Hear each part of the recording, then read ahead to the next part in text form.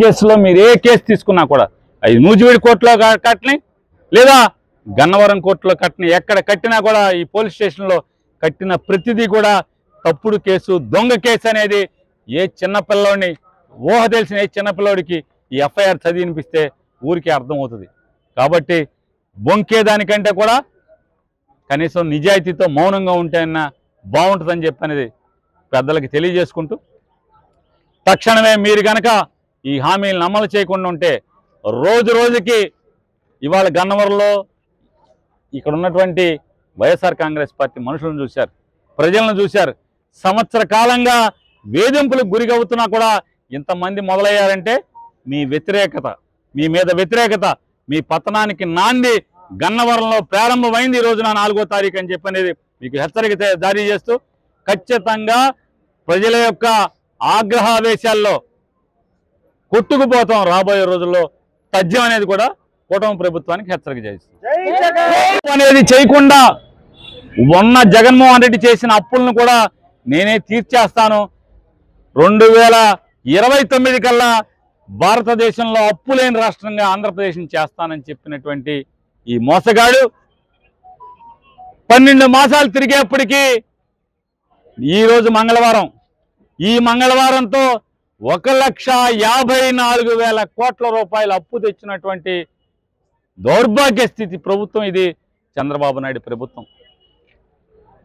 అప్పు చేయని చెప్పి అప్పులు చేస్తూ జనానికి జగన్ కంటే మిన్నగా పథకాలు అమలు చేస్తానని చెప్పని ఎన్నో మాయమాటలు చెప్తూ మీరు విశాఖపట్నం వెళ్ళాలనుకుంటున్నారా? మీ పిల్లలతో మీరు తిరుపతి వెళ్ళాలనుకుంటున్నారా? లేదా మీరు శ్రీశైలం గుడికి వెళ్దాం అనుకుంటున్నారా? లేదా నెల్లూరు రొట్టెల పండగకి వెళ్దాం అనుకుంటున్నారా? లేదా గుణదల సంబరాలకు వెళ్దాం అనుకుంటున్నారా? ఎక్కడికి కావాలంటే కడప నుంచి గుణదల మొక్కు తీర్చుకోవాలన్నా, లేదా శ్రీకాకుళం ఇచ్చాపురం నుంచి తిరుపతి దేవుణ్ణి చూసుకోవాలన్నా, మీ పుట్టింటికి వెళ్ళాలన్నా, ఎక్కడికి వెళ్ళాలన్నా ఫ్రీ, బస్సు ఫ్రీ అని చెప్పాడు. ఇవాళేమో 7% డబ్బులు లేవు అంటాడు. ఇవాళ సంవత్సరానికి 3 బండ్లు అన్నాడు. ఎన్ని బండలు ఇచ్చాడు ఈ సంవత్సరంలో అని మనం లెక్కెడితే 12 మాసాలు గడిచినాయి. 12 మాసాల్లో ఒక్క బండిచ్చి, అది కూడా అరకరగా మందికి బండిచ్చి అయిపోయినాయి అని చెప్తున్నాడు. ఇచ్చేశానని చెప్పి జబ్బలు తరుచుకుంటున్నాడు. ఇవాళ అదొక్కటే కాదు సంక్రాంతి కల్లా రోడ్లు నున్నగా చేస్తా అన్నాడు. కానీ ఈ రోజుకి ఎన్ని రోడ్లు నడువులు పడిపోయేటున్నాయో మనం ఈ రోజు కూడా మనం చూసుకునే పరిస్థితి. ఇక పవన్ కళ్యాణ్ ఉన్నాడు, అతనైతే గిన్నిస్ బుక్లోకి ఎక్కిస్తాము, ఇది ఒక పండగలాగా, పల్లెటూళ్ళలో పండగలాగా వర్కులు ఇచ్చానని చెప్పాడు. కానీ ఎక్కడా కూడా ఆ మొదలైన పనులు సగం కూడా అవ్వలేదు, బిల్లులు రాలేదు. ఇవాళ ఆయన నిన్న మొన్న ఆ మధ్య చెప్పాడు కూలీ అనే పదం వాడబాకండి ఉపాధి హామీలో అని చెప్పని. కానీ వాళ్ళకి రోజువారీ డబ్బులు ఇంతవరకు పడకపోయినా మాట్లాడే మొనగాళ్ళు లేడు ఇక్కడ ఎవడో కూడా ఈ ప్రభుత్వంలో. అదొక్కటే కాదు, ఇవాళ ఏ పథకం మీరు అడిగినా ఖజానా ఖాళీగా ఉంది, డబ్బులు లేవు అని చెప్పి పేదలుపులు అరిచేటువంటి చంద్రబాబు నాయుడు, పవన్ కళ్యాణ్, అట్లాగే నారా లోకేష్ నాయుడు వీళ్ళు మాత్రం ముగ్గురు హెలికాప్టర్లో తిరుగుతారు, ముగ్గురు ప్రత్యేక విమానాల్లో తిరుగుతారు. లోకేష్ గారు భార్య పిల్లలను చుట్టాకి జనం సొమ్ముతో విమానం వేసుకెళ్తారు. చంద్రబాబు నాయుడు గారు వాళ్ళ ఇంటికి వెళ్ళి కొత్త ఇల్లు చూసుకుందామని చెప్పని హైదరాబాద్ వెళ్తాకి గన్నవరం కారులో రాడు. ఇంటికాయ నుంచి సచివాలయానికి హెలికాప్టర్, సచివాలయం నుంచి గన్నవరానికి హెలికాప్టర్, గన్నవరం నుంచి వాళ్ళ ఇంటికి విమానం.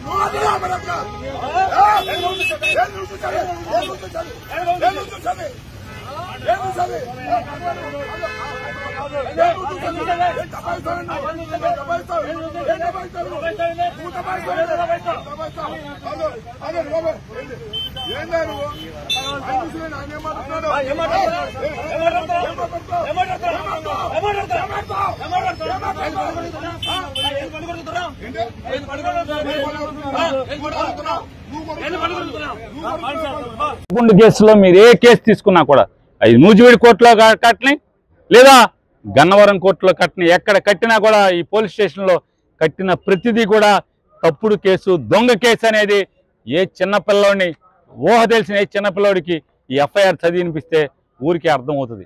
కాబట్టి బొంకేదానికంటే కూడా కనీసం నిజాయితీతో మౌనంగా ఉంటేనా బాగుంటుందని చెప్పనేది పెద్దలకి తెలియజేసుకుంటూ, తక్షణమే మీరు కనుక ఈ హామీలను అమలు చేయకుండా ఉంటే రోజు రోజుకి ఇవాళ గన్నవరంలో ఇక్కడ ఉన్నటువంటి వైఎస్ఆర్ కాంగ్రెస్ పార్టీ మనుషులను చూశారు, ప్రజలను చూశారు.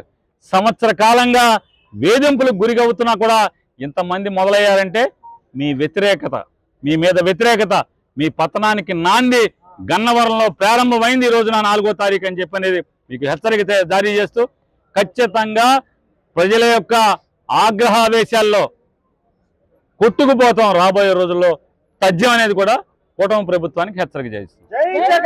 అనేది చేయకుండా ఉన్న జగన్మోహన్ రెడ్డి చేసిన అప్పులను కూడా నేనే తీర్చేస్తాను, 2029 కల్లా భారతదేశంలో అప్పు లేని రాష్ట్రంగా ఆంధ్రప్రదేశ్ని చేస్తానని చెప్పినటువంటి ఈ మోసగాడు 12 మాసాలు తిరిగేప్పటికీ ఈరోజు మంగళవారం, ఈ మంగళవారంతో 1,54,000 కోట్ల రూపాయలు అప్పు తెచ్చినటువంటి